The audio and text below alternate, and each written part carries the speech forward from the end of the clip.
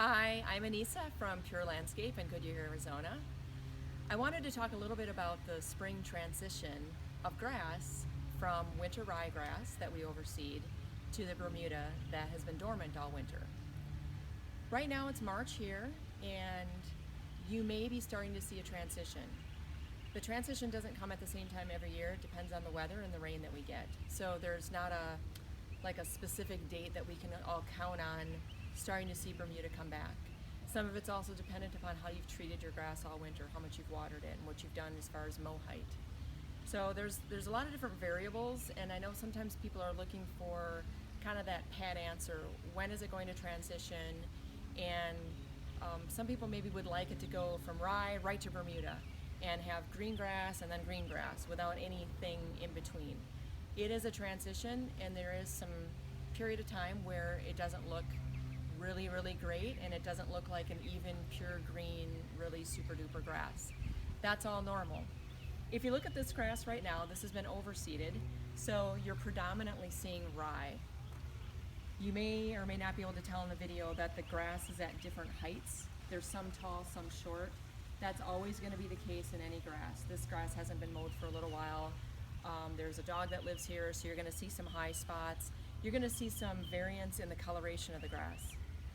Anything that you see though that's starting to look a little bit brown, right here, the rye is starting to go away. There's kind of like an inner thatch layer right now that you can see. This is all rye and it's starting to die. Rye dies when it gets to be too warm for it. Bermuda starts to come back and thrive only when it's warm enough for the Bermuda. Right here, this low, tight grass is all Bermuda.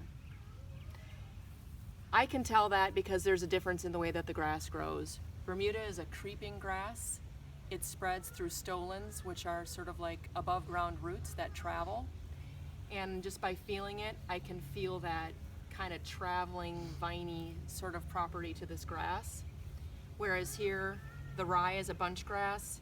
I can pull some out. There's no vining. It's just a little bunch of grass on a root. So if you want to know what you have, you can do this and look at it. This is definitely rye. If you feel like a tightness, or if you can pull some up and there's like a vining to it, that's Bermuda. So we're starting to get Bermuda. We're starting to lose some rye. We have some of both right now. You're gonna see low grass, high grass, a little bit of brown grass, a little bit of yellow grass.